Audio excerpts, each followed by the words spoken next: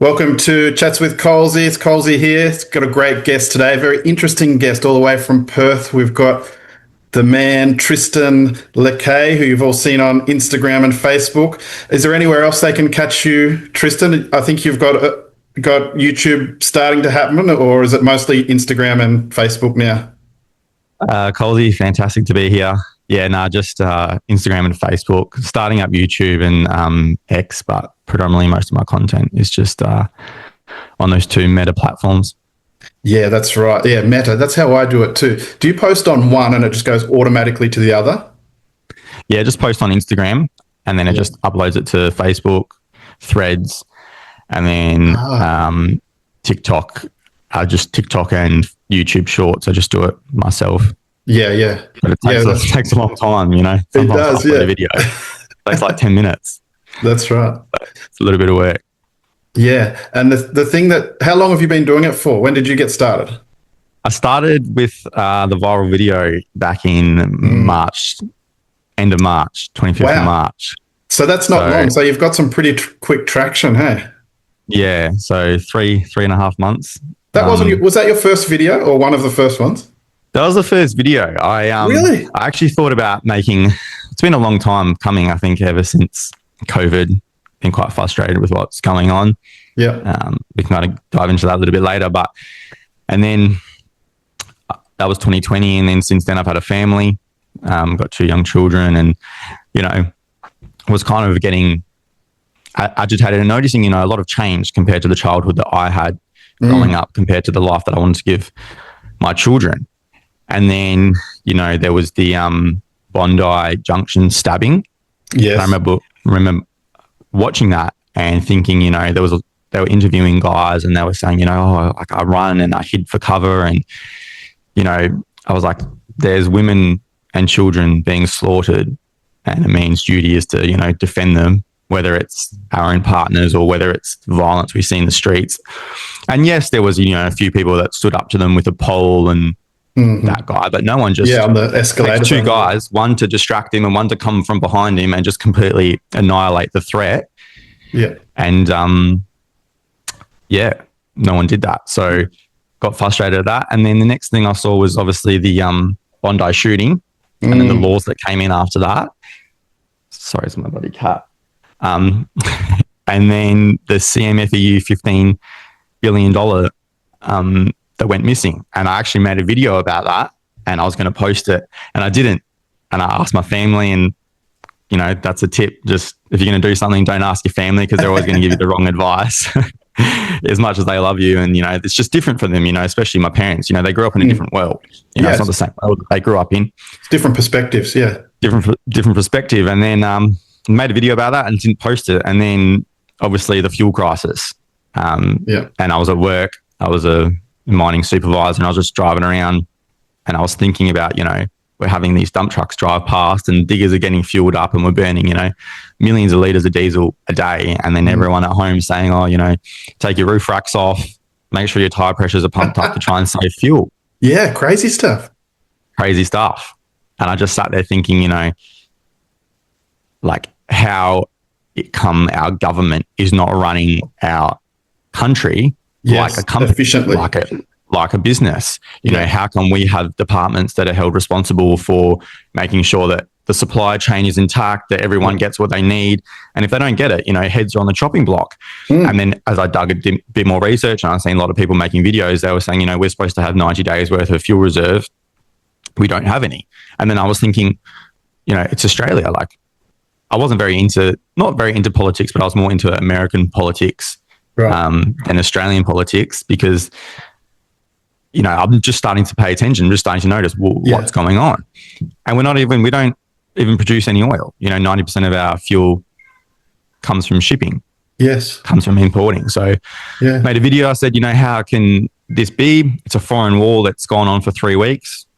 How can it be where in World War II countries used to go to war for years and years and years, and we can't even last 3 weeks with basically a war that doesn't even involve us. It was immediate, wasn't it? Immediate impact. Like as soon as it's happened, we've got no reserves. If you don't know the video that Tristan's talking about, I'll probably put a link in below his first video, over 1 million views, went berserk. It's a great video. I think it was just really unique of someone who's in the Pilbara, sitting in the truck. You've obviously been working, and you're just mystified as to how your company's still chugging along. And if anything like that happened to your company, there would be, people would lose their job. People would be accountable. And that's the problem with the Australian political system, is that there doesn't seem to be accountability. I noticed that just this week, Tristan, where they hauled the CEO of Telstra in front of the Parliament Senate inquiry, and they're really drilling them about, well, is this blatant incompetence as to why we had a brief Telstra outage and things like that. And I just thought to myself, well, if I was the Telstra CEO, I'd be like, well, we pretty much provided this service for the last 20 years and we have one outage and you're here. Meanwhile, you guys are stuffing the country up every single day and no one's accountable on your side of the desk. So I find that discrepancy between the way the private sector companies are held to account and the government representatives, there doesn't seem to be any accountability or penalty for the representatives. Yeah. 100%. I agree. You look at our Prime Minister and all the people that are involved in our government, in our leadership, and our company, which is our country, is losing millions of dollars a year, billions of dollars a year, putting our country in debt. Now, if you had a CEO who was, I suppose, in charge of a company, and he says, look, I'm going to do this, I'm going to slash your power bills, you're going to be earning more money, and all he does was take more out of your paycheck while the company is losing money, which is essentially what is happening to us. We're being taxed more and more. Capital gains, negative gearing, going against what he says, while the business, essentially the country, is losing money. People, they wouldn't last. Yeah. I believe that if a politician says something and then has to go back on his word, or got elected on a promise or one of the promises, and he is not delivering within a time, or he has to completely go back on his word like Anthony Albanese does, then it should be immediate up for re-election at that point in time. You should say, look, this is what I promised, I can't deliver, and this is what you guys elected me on, and it's not happening. So, I hear what you're saying. They've come out before the election and said over 50 times, according to him, that he's not going to change the capital gains tax thing. So whatever you think about the capital gains rules and what have you, that's sort of to the side. He's run and got elected on this promise. And then, look, you'd have to be silly to think that that's not a lie, because they've obviously been working on it for the last 6 months, and they don't come out and tell you, then they just drop it on us. A year after they've been elected on a promise of not doing that. So, and yet there's no accountability. Like you're saying, they should immediately trigger an election or something. There needs to be some penalty. Like I think of it from a sport thing. Like imagine if someone hits someone or trips someone up, they get 2 weeks, they get 4 weeks. There's some penalty, like to show the public that behavior isn't right. So maybe, I'm not saying Albo should go to jail but maybe he should. There needs to be some record, like you've been docked, $50,000, or you get you can't come to Parliament for a few weeks, or just something to record that there's been a total failure to live up to expectations and what you've said. Do you know what I mean? So it's almost like, to him it might not make a difference, but at least on the public record there's been a what would you call it, a discipline action, so that the media all knows about it, everyone knows about it, it's recorded, and it's a big black mark against your name. That would stop them doing it, surely. Well, some overseeing governing body who, we waste enough money giving our taxes to the government anyway. A little bit more to make sure that politicians actually, one, do what they say, and one, make the country profitable. This is a really big key, because there's no penalty for that complete lying. And what you're even saying going further is they're not making the country more profitable. And if you're in a company, then you're going to get voted out or lose your position pretty quickly if you're going backwards in the company. And that's exactly what these politicians are. and they're not getting returns. They're not making the country richer. They're not making the country better. Yeah, there probably needs to be a scorecard, an actual scorecard that Well, is every week, every month, every year, we're in the red. Gets worse. The red's, increasing. People are not happy. Essentially, the employees of a company aren't happy if we are the people, the citizens. And, there's no one to say, look, this is not the future that we want. And if you look at the future for what's it going to be for our children, I mean, your children are grown up, but my kids and their kids, compared to what I had with my parents, the future doesn't look very bright. No. And there needs to be some sort of change. Hopefully Pauline will be that change, or at least slow the decline. It needs to be, we need to find an equilibrium, an equal thing. We're going down this way. It takes a lot of work to reverse and then go back up the slope. So even if the slope just levels out and this becomes a new normal, and then from there we can reassess, work with what we got, Yeah, I hear what you're saying. That's a really good way of looking at it. Look, the old days of Australia are probably lost. We can't get that back, but it can get worse. And so at the moment, we're on a runaway freight train going down the hill, going to blow up at the bottom of the hill into some third world dystopian. But we can salvage. So some people are like black-pilled. They say, we can't do anything. We can't change the system. The politicians are all bad, et cetera, et cetera.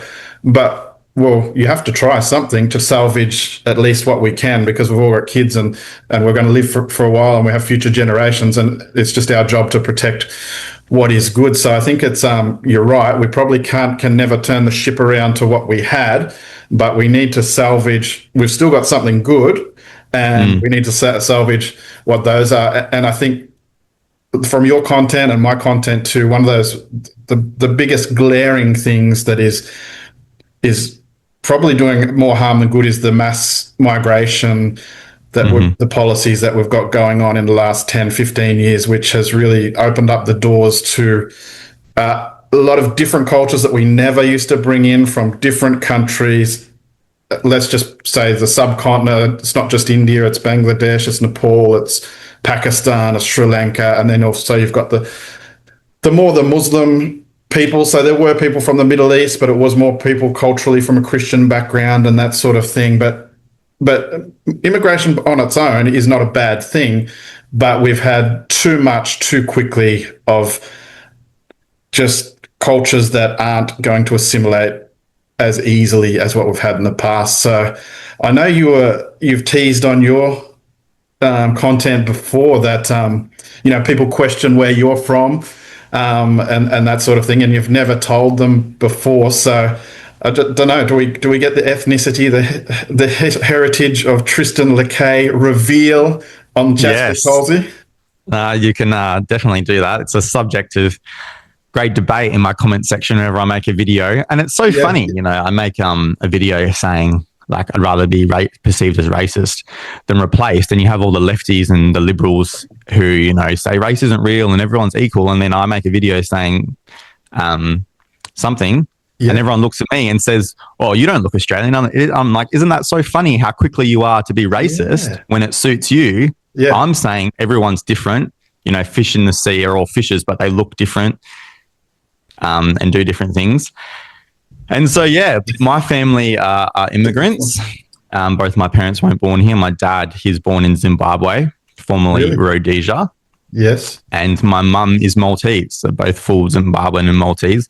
If you know anything about your history, Rhodesia, it was once the breadbasket of Africa, colonized by the British. Yes.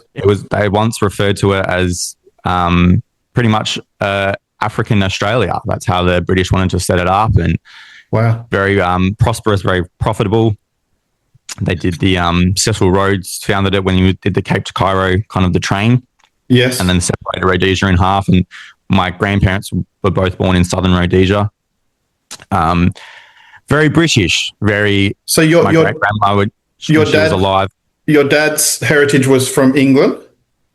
The Lakay name goes back to Scottish. It's a Scottish heritage. But both my dad's side of the family were basically originated, third, fourth generation from South Africa.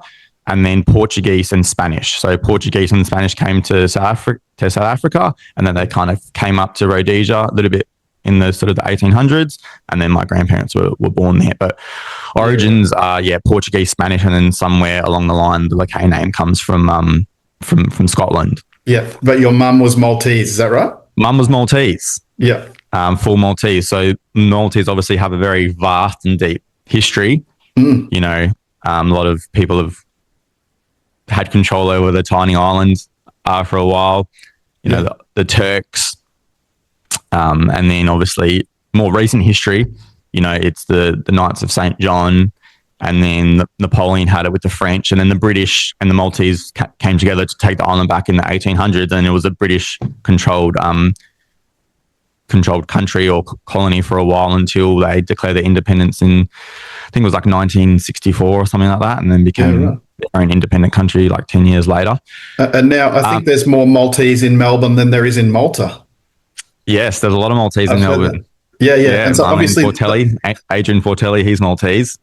Oh, there you go. Yeah, they've obviously integrated very well into the Australian culture from many years ago. And again, that it's more of a European Christian heritage. Well, it's European origins. I mean, my mum's Christian Catholic, and my dad's side are all just like Christian, like Orthodox. Like they go to church still every Sunday, my grandparents, and, you know, very, very much believe in God. And so this is one of the things, you know, people say, oh, you look like an immigrant. And, you know, if it wasn't for immigration, you wouldn't be here. And to that, I say yes. However, there is a massive qualitative and quantitative difference now versus 50 years ago. You look at the quality first of people that are coming here. Well, it's from European background. It's from a Christian background. Yeah. So when you come here, it makes it very easy for assimilation because you have the same morals, you have the same respect for yourself, you have the same respect for other people around you, you have the same respect for the way you want your street to look, the way you want your shopping center to look, the way you want, like, you know, your suburb, your community to be. You're very engaged. Yes. And so that makes it easy for assimilation. Contrast that with the people that are coming in today. Yeah. It makes it harder. Also, there's a quantitative difference in the quantity of people. You look, when my grandparents came here as well, they used to tell me stories, you know, how hard it was. It took them like over a year, 5 different tries, very well educated, trade and a teacher. And then they used to come in waves, and then there was a break and everyone could assimilate. You know, there was a break, immigration slowed down.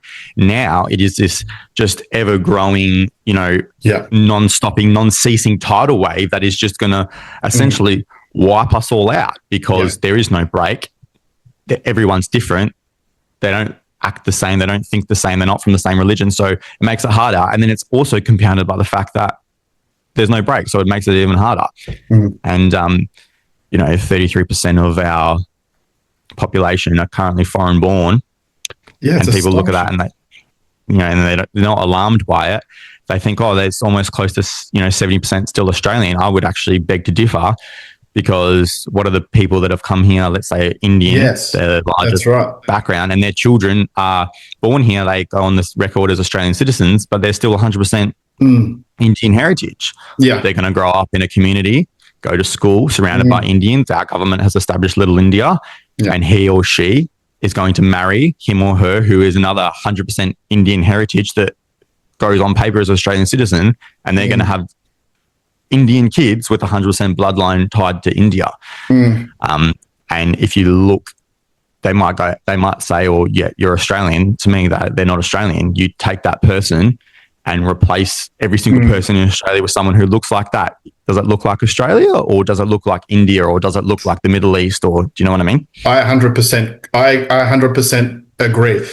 And nobody likes being called a racist, but we can't care anymore. No one can care because we're not racist. But the reality is that just like you expect India to have Indian-looking people, and you expect Africa to have African-looking people, and you expect China to have Chinese-looking people, you would expect the majority, this firm majority. So it's okay to have other people in other countries, but we're on a slippery slope here.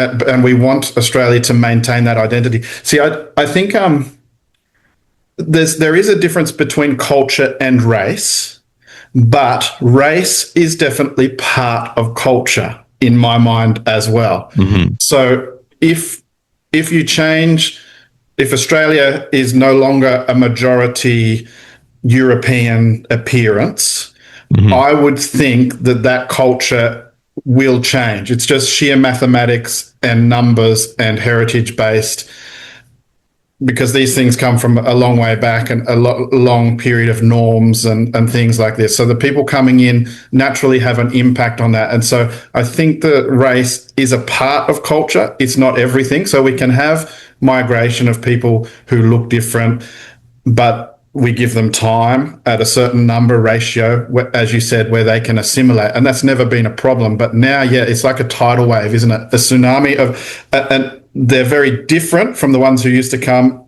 and there's way too many. And it's alarming. I feel like Australian government's done some deals with the subcontinent, because they're just coming in, and it's not just in Sydney, it's not just in Perth. I hear Perth is completely changed now with the number of subcontinent, and I was shocked to hear that. As someone on the East Coast, you think, oh, I'm sure other parts of Australia aren't like this, but apparently because I know they haven't got Muslim enclaves all over Australia. They're fairly centralised in cities, but I know the subcontinent people, they're in Tasmania, they're in the Northern Territory. You just can't believe, like, the number of people in the pit. Tell me how many there are in the Northern Territory. It's really alarming. And Yeah, how do you think? 100%. How do you see the change over there in Perth? Is that You should see where the suburb that I live in at the moment is. It's Little India. I take my children to the local park, and I mean, I'm not even white.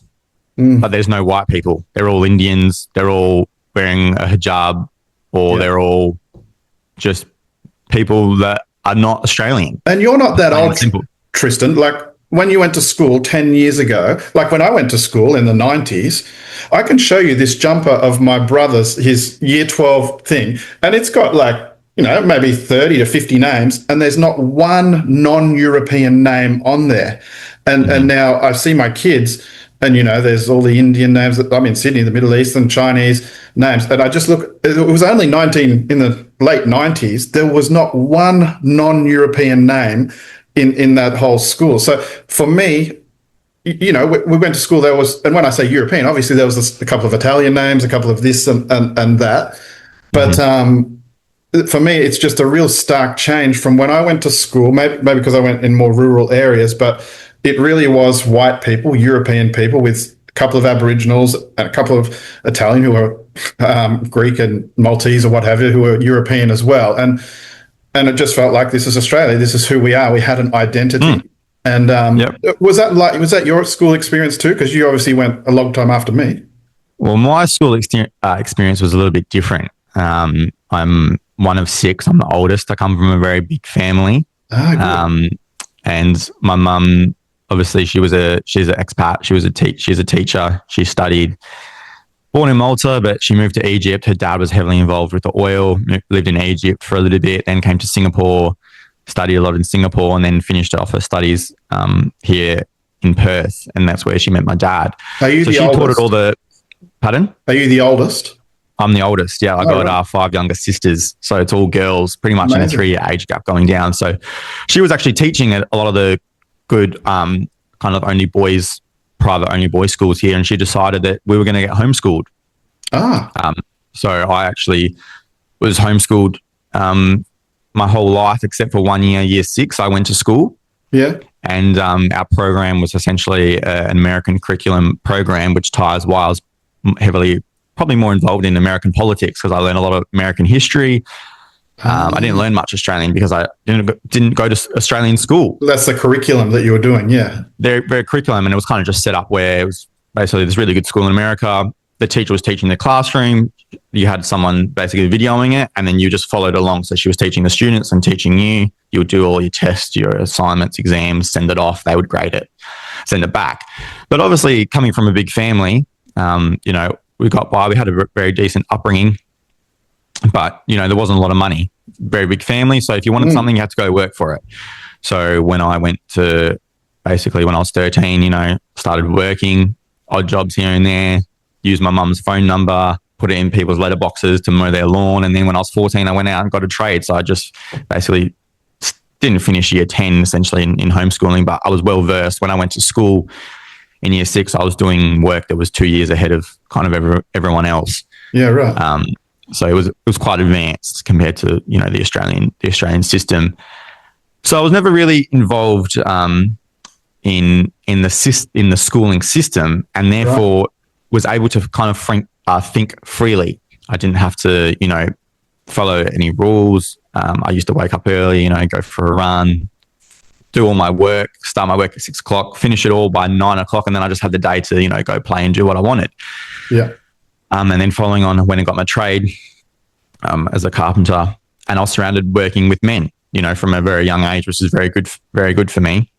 But yeah, I suppose going back when you're playing sport, when I was at school, and even just in general, you used to be able to ride your bike to the park. I used to remember riding down to the shops. Mum used to give me $50 or $100, and I used to, do a weekly food shopping, put it in, the plastic bags, the old plastic bags, ride home on my handlebars. If we were finished, you just go out and play. You'd meet friends at the park, and then you just come home. Now, you can't do that. No way I would let my children, especially my daughters, do that. But even, my sons, because the people are so different.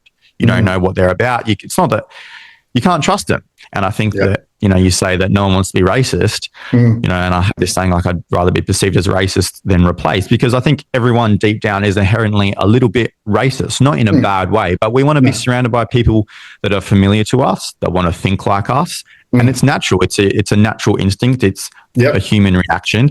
And you look at the people that are coming here, they're racist as well, because they want to have Little India, and they want to have their, Islamic groups, and they want to be in a community that is familiar to them. It's a survival. Trait, a necessary thing, that we want to be amongst people that we, what would you say, resonate with, we understand, we look similar to, we act similar to, and that sort of thing. I mean, if you can't deny that from the history of the globe. If you look at it, people have been in their groups in different places, and I think one of the issues now, say when your family came to Australia, or back in the 50s to the year 2000, we didn't have mobile phone or internet. So when people came to Australia, that's it. They burnt their bridges and they came to be Australian.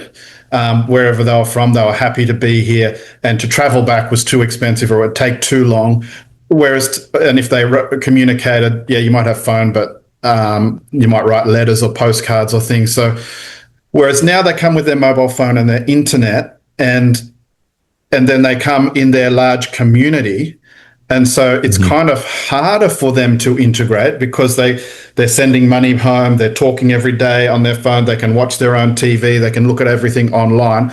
So it's silly for the government to think that people are going to assimilate like they did in a previous generation as to they are now. And now they come into their communities, like where you are, Little India, there's pockets over here which are like that. And why is the government doing this? I just think it's for the economic figures. They're using them as... Well, they want it to happen. It's plain and simple. It's almost, you have the house prices, 20 years ago, house price was $300,000. Now they flood the country with so many people, so many economic things. I mean, who gets rich? The land developers. The price of land goes up. We pay more. You also have more people from sub-Saharan Africa and from, the third world who work for cheaper. So it's cheaper labor. Everything goes up, and we essentially become poor. I think you hit the nail. Yeah, the value of labor drops, so our wages reduce. Yeah. Yes. And that flows through even to the higher income earners. If you're taking out the bottom of the salary pressure, you're dropping it. Everyone's is dropping. Yeah. Well, I think, you hit the nail on the head there with the amount of people that are coming. It's just, it's a very, how would you say?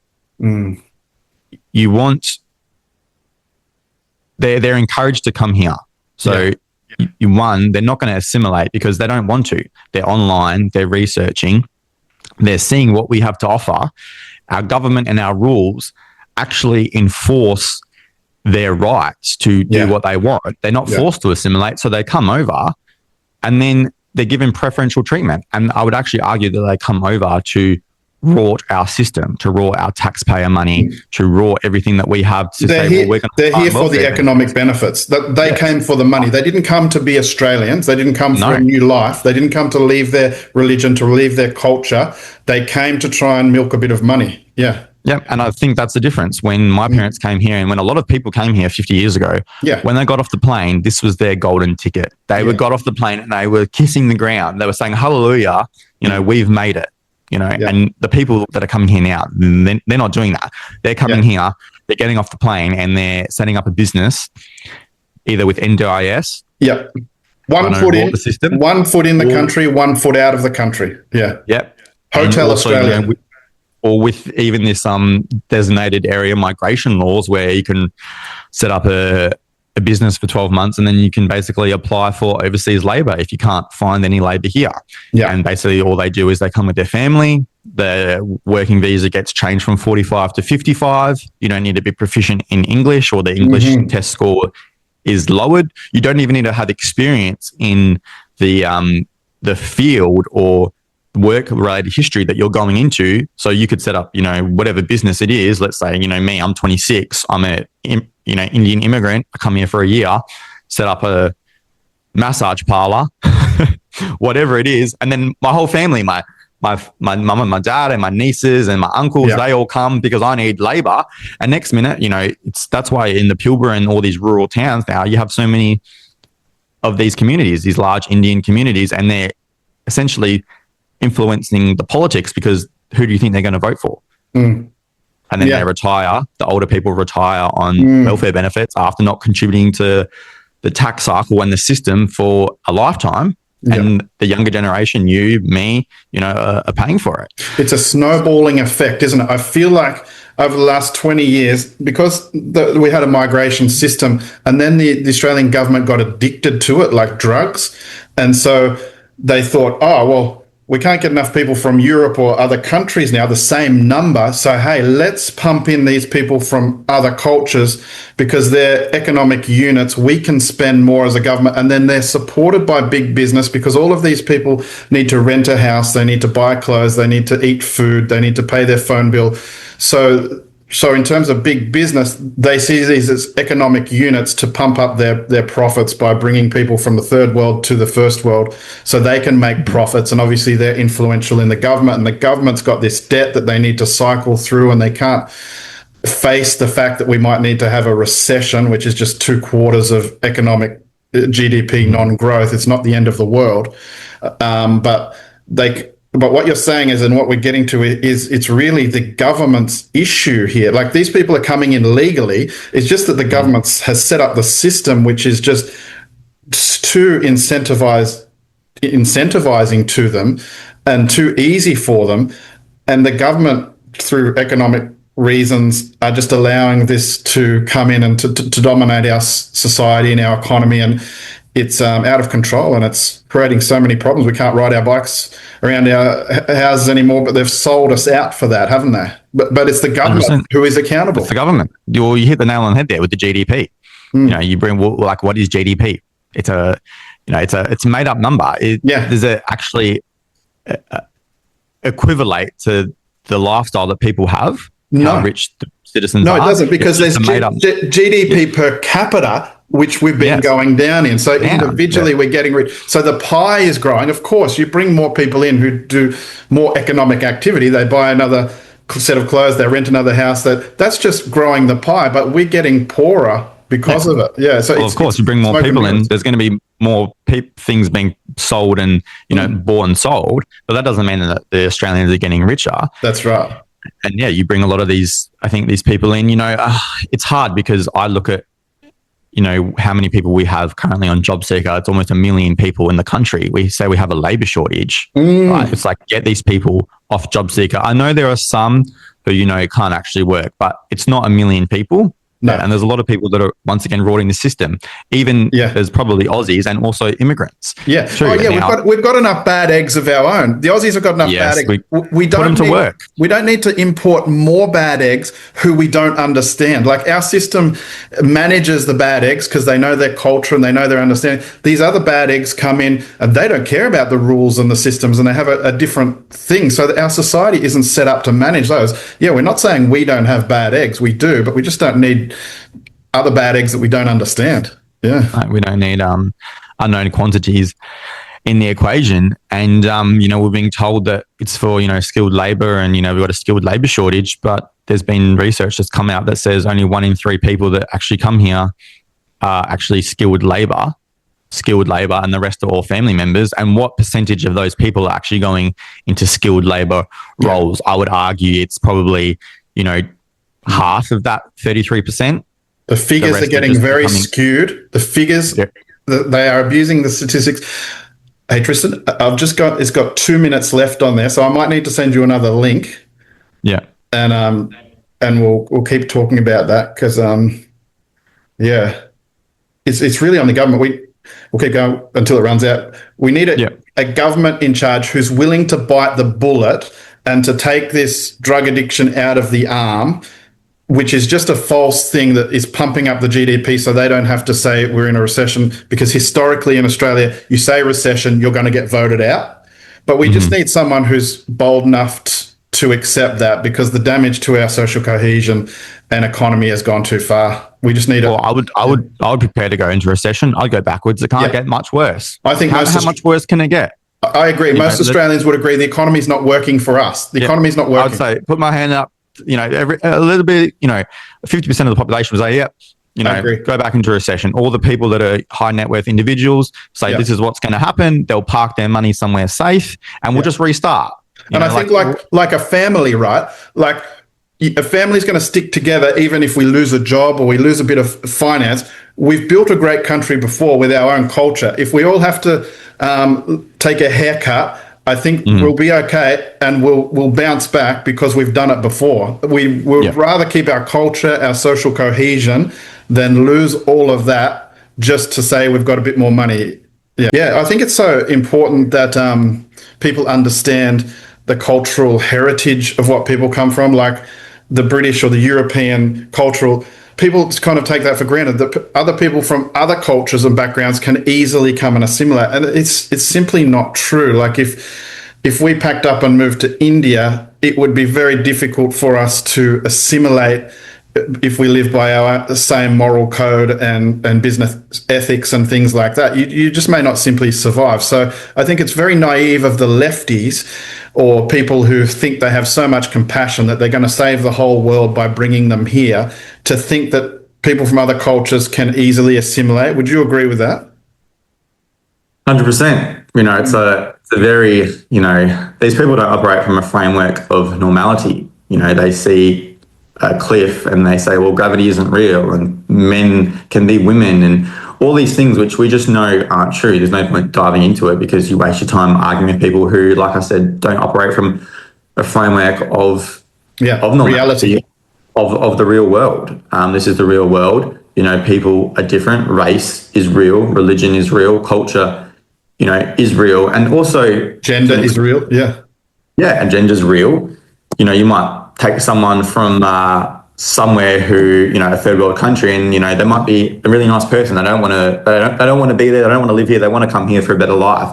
But they've also had this indoctrination and this environment. You're also a product of your environment. Your environment is also very real. So you might live somewhere for 20 years and you pick up all these habits and you do all these things that are going to be very hard for you to break. It doesn't matter how much you want to. You might even not believe in that race or that, that culture, and you want to come here for a better life, but you've been in that environment for so long. You've been in that that war-torn, survive and thrive environment. Yep. You come here, you're just going to want to, your brain is already wired that way. Yeah, you have behavior norms and actions which have helped you survive and thrive, hopefully, in a different culture, but they no longer meet it. For instance, in say, Islamic country, some of them, they seem to have a great discrepancy between male and female. I see videos from Afghanistan where they're literally like possessions of those people. And then you see people in Australia who get pulled in front of the court because they've had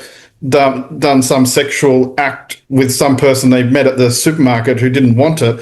And then, it's very silly because maybe that's what they were used to, that they treat women like possessions. So for the system to think here that they're not going to do that here is putting everyone in danger.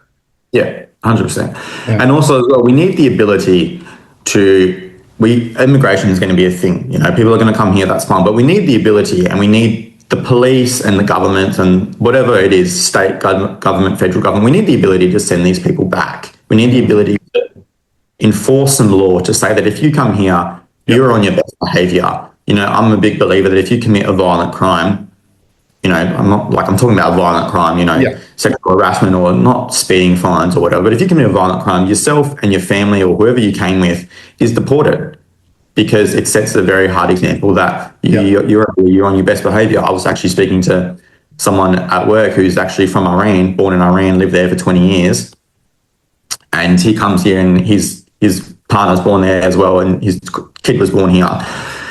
And they actually don't have a religion. They say that the religion was forced upon them there. They were told to act a certain way, and they've come here and they've completely embraced the Australian way of life. And there are a lot of people like that. I'm not saying, we can't have any immigrants, and they love it here. They bought a house, their kid goes to a normal school, not an Islamic school. There's so many Islamic schools now being built. It's like, why are we building Islamic schools? Yeah. You come here, you're an Australian, you go to a normal school surrounded by Australian people, surrounded by Australian kids, but they don't want to. They want to keep their own identity. Now, this individual I'm talking about is, that's the type of people that we want. We want people to come here, and then they want to embrace the Australian way of life.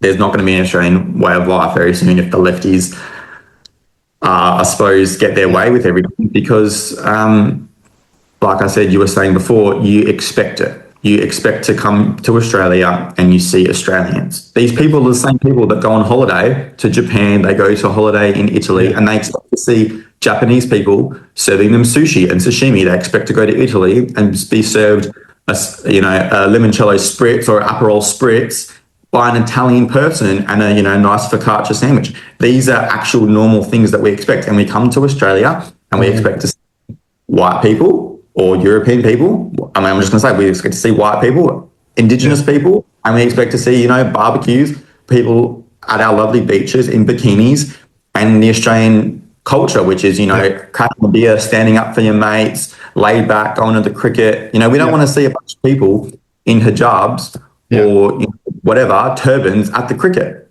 No, and that's exactly right. Yeah, I was going to point out these people are so hypocritical. The lefties are defending other cultures and other countries, and yet they don't defend their own. It's just so hypocritical all the way through. What you're saying is, if they defend a man who wants to be a woman, all of a sudden they're promoting male deviance onto the women. So they're not protecting women, or they're not protecting anyone at all. And they don't understand that if you go down that path, the first step kind of sounds sympathetic and compassion.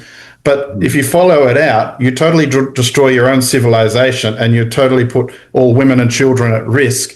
And so it's just not logical. And these ideas need to be crushed. Well, they're very hateful people. They think they'll look at my videos, your videos, and they'll say we're racist and we're hateful. I think the very opposite. I think we care about them. Actually, we want their safety. We want our children to be safe, and we also care for the people that have come here for a good life. We want them also as well to have a good life here, and we don't want their life to be ruined. So I think it's actually the opposite. We're very caring.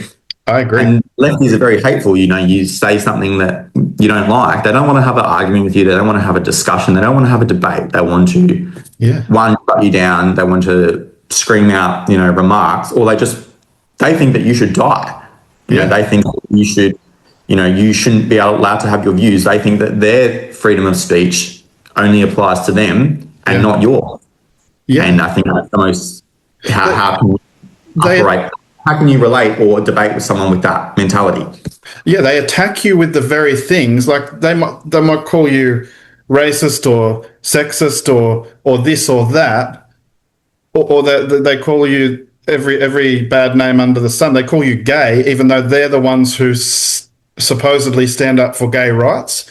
It's not congruent. Like, they're standing up for everyone else's opinion, but the correct opinion type thing. And it's very hypocritical where they come from. And you're right, they need to be able to have the reasoned approach, because it's fairly clear from the history of the world. You look at different countries, different cultures, different things. And as you were saying before, if someone comes here and commits a violent crime, if you can have a precedent of you're going home, the next person is much less likely to do that. So, and you're saying at the beginning, our whole system is set up inviting different cultures in, inviting the change, when really we've got a great culture that we have, and we need to be incentivizing people to come in and assimilate. And the way to do that is how it was done in the past, because these people, as we've discussed, from third world country, it's difficult to assimilate. So you need to bring in a small number, let them all live in a street full of Australians like it was in the past, and they naturally assimilate. But for people who are brought in and told they don't need to assimilate and just be yourself by our own politicians, it's really selling out our social cohesion and our economy and our culture. And it's really alarming that these politicians give them that messages through their verbal and also the laws and the regulations. Well, yeah, $70 million just got announced to combat Islamophobia for people like me, saying, that child marriages shouldn't be allowed, and that you shouldn't, under Islamic law, be allowed to have multiple wives who claim Centrelink benefits, and we can't look into it because it's their religion. Now, is that Islamophobia, or is that just thing? It's a small minority, that the $70 million, how about we have $70 million put towards promoting Christian values and promoting Australian culture and educating and glorifying those cultural things that have made a great, healthy society, and saying, everyone else, let's aspire to these morals, these cultural attributes. Let's spend some money promoting those and minimizing the others. You don't have to do it in a nasty way like we do on our videos sometimes. But the reason we have to do that, Tristan, is because the government isn't doing it. And it's a hard spot for me, because I don't think most of us are naturally like that. We're not naturally nasty, but there comes a point where you have to be, because we're on a train that's going down the hill that's going to explode, and our kids are going to live in a dangerous, low economic, low trust environment if we go, but we want to leave something better for our kids. So I feel like the government is creating this toxic situation where there's going to be blood spilt, there's going to be problems and things. I don't want that to happen. So we need to make noise now to try and prevent the inevitable from happening. And sometimes you need to say things that are uncomfortable, to ruffle feathers, to avoid what they're leading us to. So I think they put us in a hard position, because we naturally don't want to be like this. We're naturally accepting and we want people to live at peace and happy. But no, at this point, we have to point out the bad things of these other cultures and call out the government's thing, even though they would look at us and say we're being troublemakers. I think it's important that trouble is made so that we can turn this ship around. Well, 100%. I think you have to look at the facts for what it is. And it is clear that the Australian, white male population is being subverted. We're being persecuted by our laws. And, you use the term there. I mean, I'm just going to call it what it is. It's white excellence. We want to celebrate some white excellence about what all the white people have done to make this country grow.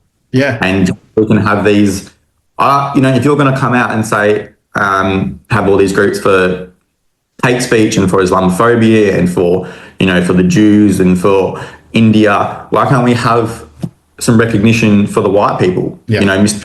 Modi came here and they made a big spectacle about how, it was amazing about all the Indians that were here, but you never hear about these politicians, or you never hear anyone basically congratulating the straight white male people, and they don't want it. And our amazing history of establishing this great country. Yeah. Yeah. It wasn't done through multiculturalism. It was done through one culture of people who came here and wanted to be Australian and bought into that civilization, that cultural standard. Yeah.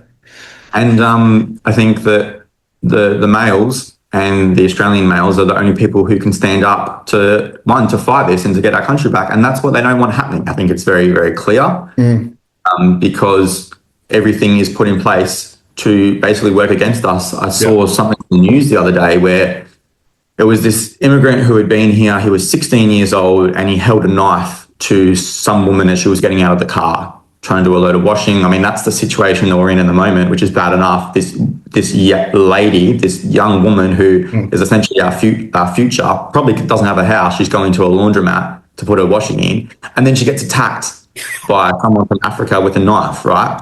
Yeah. And the saddest thing was he was let out the same day. Now, if you had someone there, a male, a protector of, our society, a protector of women, because women are, we have equal importance, but we're very different in our roles and capabilities. If he was there and protected her and, beat her up or whatever, beat the perpetrator up, protected her like we should, he would get time in jail. So we handcuffed. The intruders are here. They're here with their machetes. They're here with their, Sikh ceremonial knives. They're here with, their Islamic, radical Islam ideologies, and they're being allowed to do it. And then the native fighting age males are being literally handcuffed by our government. We're not allowed to resist. The same thing happened in Henry Nowak's case in the UK. You have the people that are here, the native people, and they aren't believed over the intruders, over the invaders. How does that happen if there isn't? Yeah.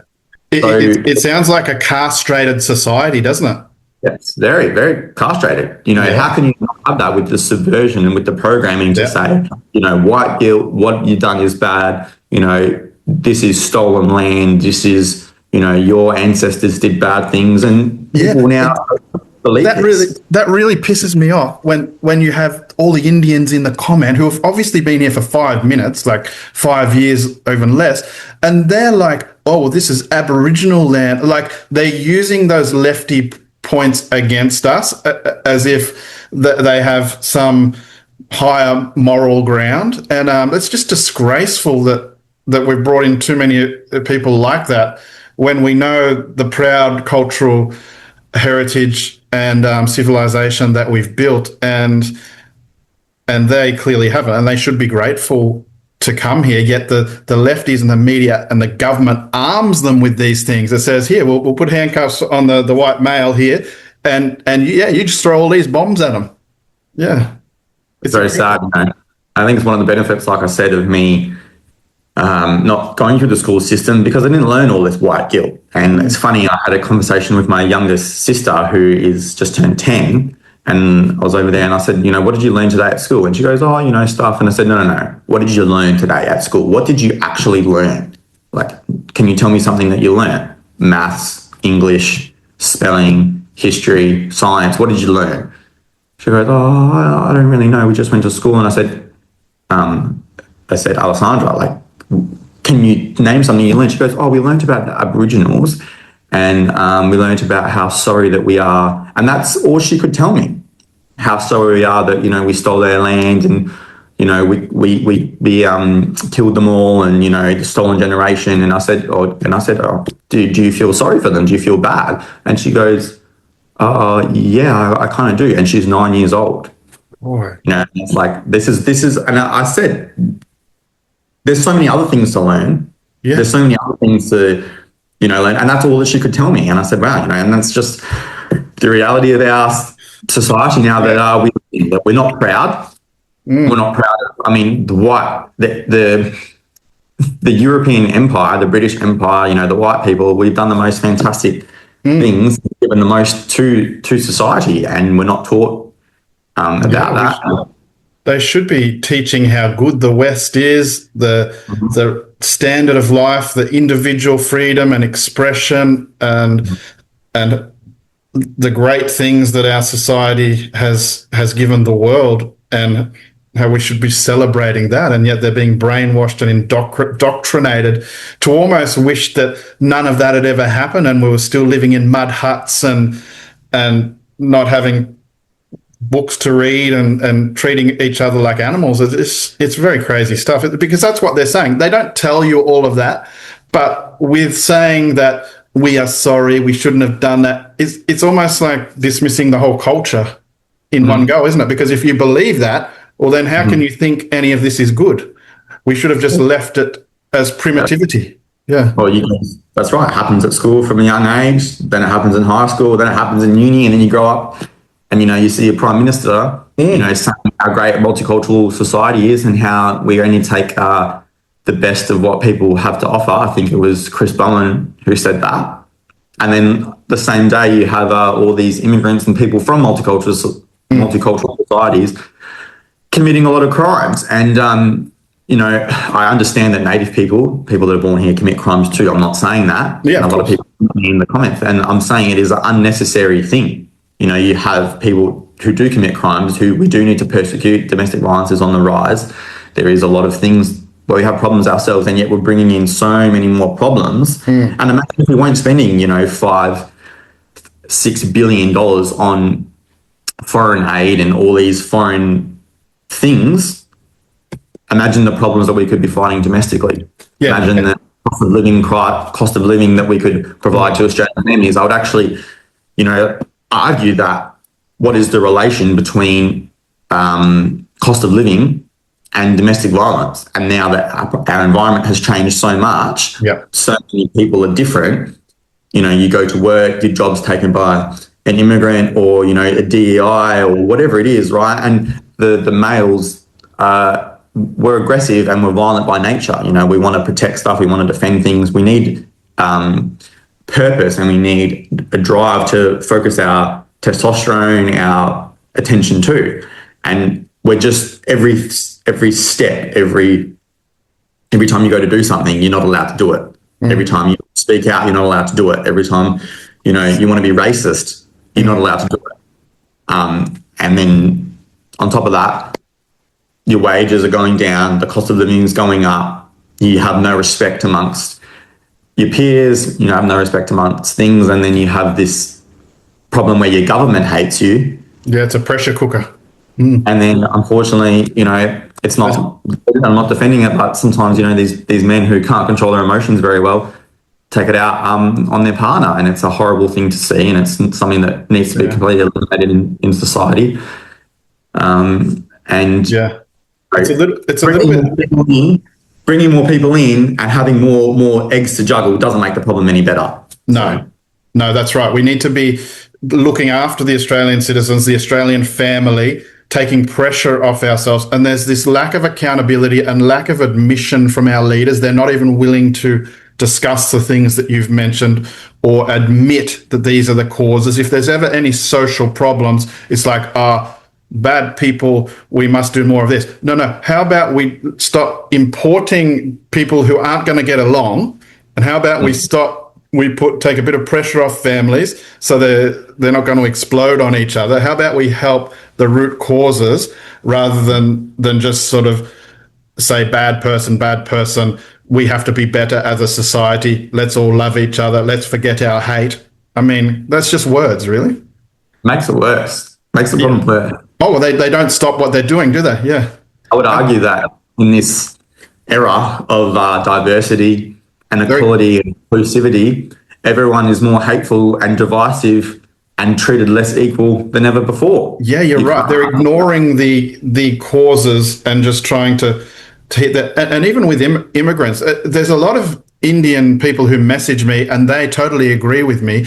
And I really think through the government, it sounds like they're being very nice, but they're actually exploiting a lot of these people as well by bringing them in and bringing so many. It loses its specialness when there's so many come in and then their wages are dropped and then they charge them so much for everything. They can only work a certain number of hours and all of this. They're not really getting what they were sold as well. And then if they bring in so many, they're turning it into the place where they came from. So a lot of them come here and they realize we came here for Australia. We don't want to lose what Australia is. So the government's really not doing anyone any good service by how they're behaving with too many and two different people. Yeah, I have the same. A lot of people message me who are from, foreign places, a lot of hate, but also a lot of positivity. And I would, it's interesting.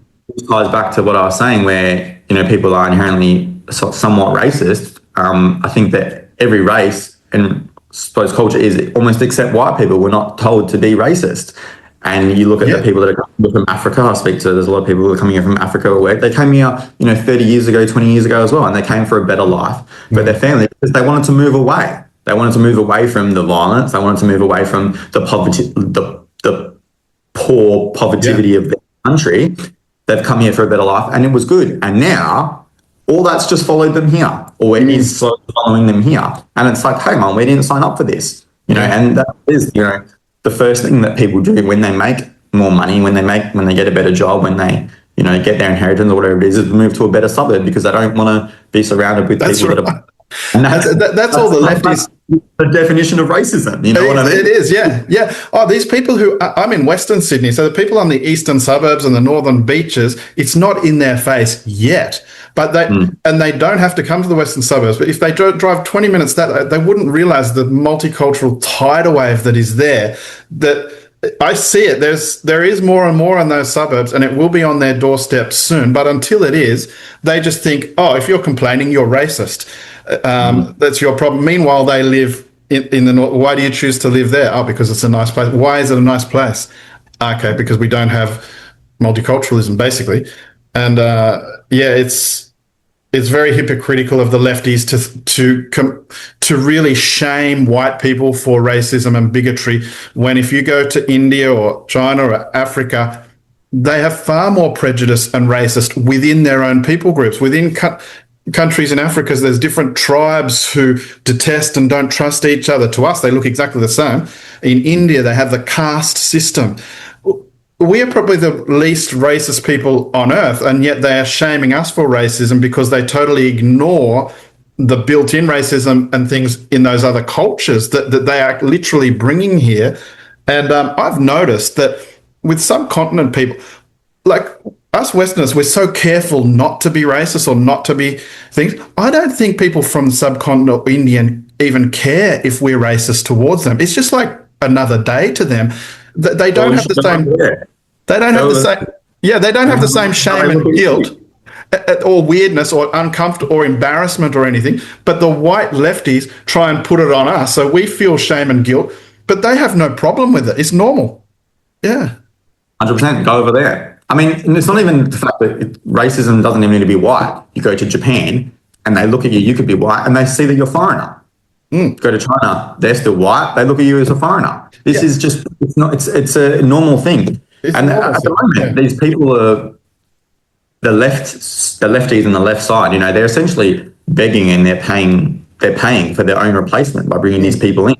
You look at what I was saying before with this tidal wave of immigration, and what is the percentage of people that are born here that actually have ancestral ties to not the European Empire. Our birth rate is 1.42 and collapsing. And what's replacement rate? What's replacement rate? 1.7 or 6 or something? No, replacement rate is 2.1. What?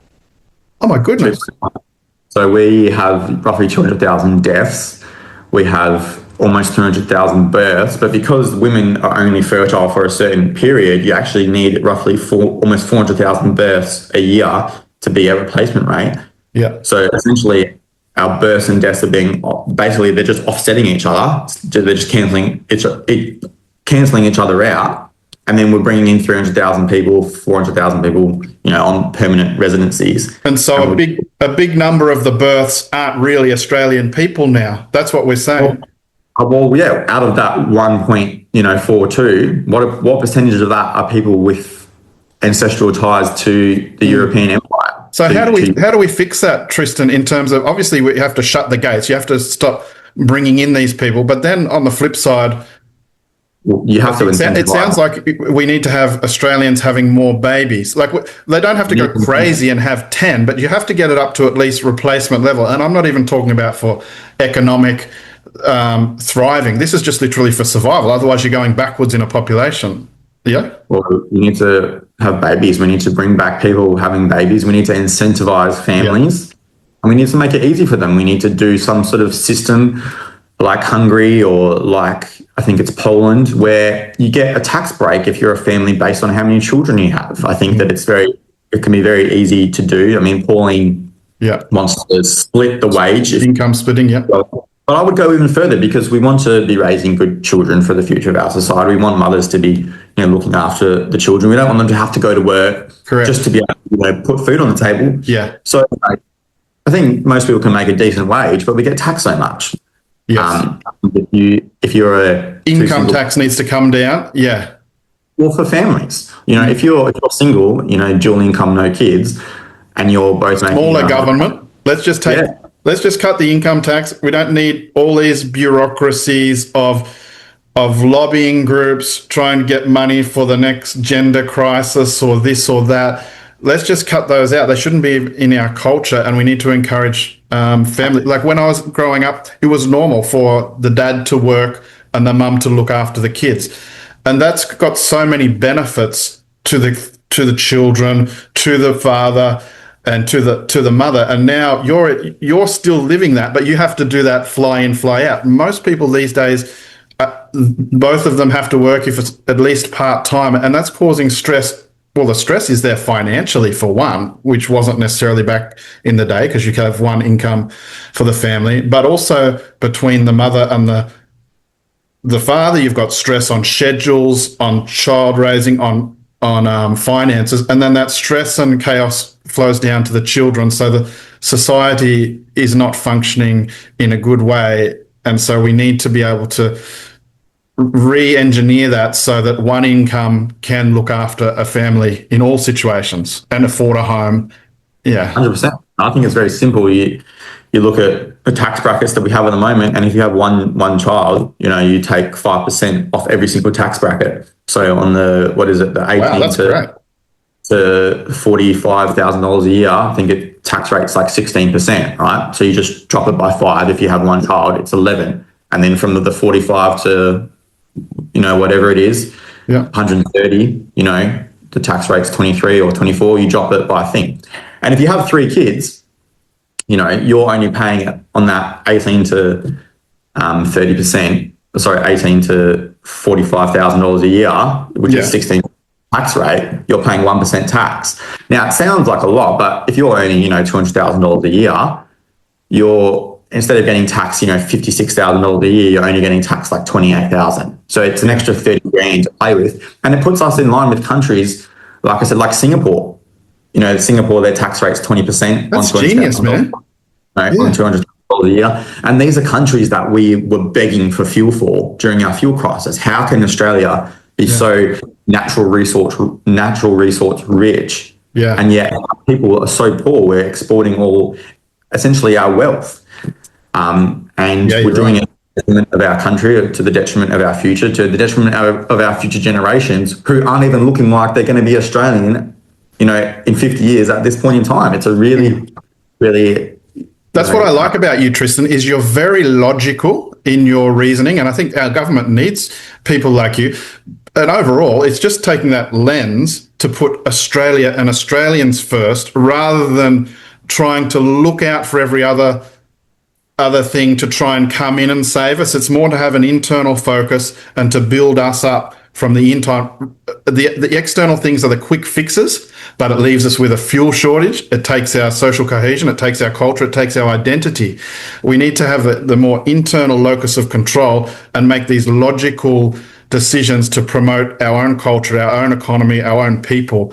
And so I reckon we might wrap it up there, Tristan, but I think everyone needs to follow Tristan, because he's very logical, and he goes through point by point and really makes the situation clear. Just like that idea with the taxation change there is brilliant. And so these are practical solutions. He points out exactly clearly what the problem is and why it's not benefiting us, and then has the simple solution. The solutions are quite simple, but they might be new and you just haven't thought of it. We're all focused on the problems. But I like your approach there, where actually the fix is quite simple. Yeah. Plenty valuable for Australian citizens. If you want part of what this country has to offer, you come here, you do the work, and you become an Australian citizen. I don't think that immigrants should be allowed to come here and vote. You know, voting is only eligible for Australian citizens, so that you can't influence the voting. The people that are in control of this country and it affects the most should have the most to say and should benefit the most from what the country has to offer. Yeah, if we need skilled workers, we can bring skilled workers in, but we don't have to give them citizenship or voting rights or things like that. And also with the doctors and things that come in from other countries, I don't know how lefties deal with that, because don't the people in those countries need those doctors and we're just stealing them for our people? There's probably sick people in India who need these doctors and need these services. Why aren't we creating pathways for our own Australian kids to be trained and educated? Then we don't have to steal, in a sense, take the resources from the poor countries. But they think it's wonderful that we're getting doctors from the subcontinent and things. Well, what about their logic doesn't make sense. 100%. We need to incentivise people, Australian first. We need to incentivise Australian growth, and it's not going to be easy. It's going to be, a long pathway essentially back to where we can have people, from my generation and them having kids go back into politics, and there are a lot of good people coming back up where we can actually influence change, for the positive. Because at the moment, we don't have a voice. Everyone else is a priority. Foreign countries are a priority, and Australia isn't priority, and that's the current people that are in our government. I think the next step is One Nation and Pauline Hanson. I mean, that has got to be a turning point. Would you agree that there's never going to be a perfect political party or perfect leader, but I think One Nation is the obvious step for any patriotic Australian who wants to salvage the Australia that we've got now? Oh, I just want someone with some balls and some testosterone. At the moment, Pauline has got more balls than that whole of Parliament. She does. Look at Anthony Albanese interview talking about how he'd shag Kylie Minogue, or was it Kylie Minogue? Yeah, it was. And the next day he went back and apologised, and I just find that is the exact problem with our Prime Minister. He should stand up and say, I was asked a question and I answered the question truthfully in the context that the question was asked in, and I said what I said and I meant it. If I wasn't in a relationship and, you were talking about a hypothetical thing, I would shag her. And that's what we want. We want someone with some balls. And I'm a male and I have red blood in me, Yeah. I'm your Prime Minister and I'll do what I want. And yet he rolls over for all of those meaningless things, and yet he can't stick to his word on the important things or admit when they've done a lie on those things. And I think we're all sick of it. Yeah. Well, like he rolled over in that interview, he rolled over with the, CG, capital gains changes. And I don't think Pauline will roll over quite so easily. She's stuck by what she said a lot, and she acknowledges race is real. She acknowledges a monoculture, which is what we want. Yeah. And she says what she means, and that's all that we want. And I think politics is going to be shifting very quickly, where, people are seeing through the fakeness. We have so many people up and coming, speaking their truth on social media, talking out, saying exactly what's going on. And the news, everyone realises that the news is just, sometimes a puppet, a propaganda arm of the government. Yeah, funded by the government. Yeah. People are going to have to be real, and people are going to have to be authentic, and they're going to have to say what they mean and mean what they say. And you're not going to agree with everything someone says, and that's fine. Yeah. Politicians aren't going to have to make everyone happy, but they're going to have to act in the best interests of Australians primarily. And that's exactly what we want going forward for the future. Yeah, and I think social media and your videos and my videos are a part of that, because there's so many voices now that people aren't getting all their news from the TV and media, and it's a way of communicating freely. Because there's been so much social disconnection, we're living next door to people we don't really understand or communicate with.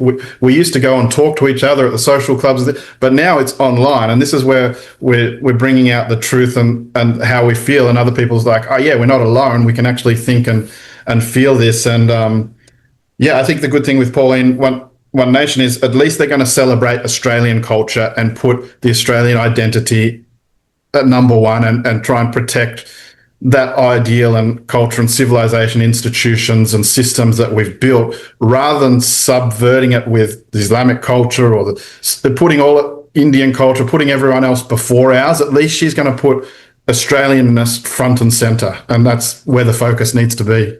Well, this is the country that we're in. We don't want people to come here and feel that they're entitled. They want it to come. Yeah. Not to say you don't want them to come here and feel not welcomed, but you want them to know that this is Australia. This is Australia where you have to respect our law and our country and our way of life. And if you don't do that, then you can turn around and get back on the plane. And let's be honest. It's time. We just need to stop bringing in certain people, Muslims and Indians for now. We've got enough. They're not assimilating too much. And I'm very concerned. If you extrapolate, and they're not doing that, Tristan, there's more. How many plane loads are landing today at Sydney Airport or Perth Airport? Literally, they seem to be increasing it. And it's 1,000 people a day. And if you extrapolate it, like we're already like alarm. We're sounding the alarm now. You let it go another 5 years. I mean, it's a totally different place. And so we just have to say the simple truth. We just need to stop those people from those certain countries as soon as possible, just to salvage what we've got. Nothing wrong with a lot of those individuals, but we're just trying to save what we've got here, and too many of them too quickly is changing it. Yeah. Yep, shut the gates. I agree. I think, we have enough people, and we have enough people now to organise and sort out domestically. Like I said, if we need work, we can pull from people that are on the dole, people that are on Centrelink, job seeker. If we need, if you need employees. It's been so good to get your thoughts, Tristan. So I'd encourage everyone to go and follow Tristan Lakay on Instagram, Facebook, and wherever else you see him for those logical breakdowns. And he's someone who's really standing up for Australia, our culture, and our good civilization and society. And so, yeah, thank you so much for coming, Tristan. Hopefully we can do it again sometime. Great to be here. Thanks for having me. It's been a pleasure. Cheers, man.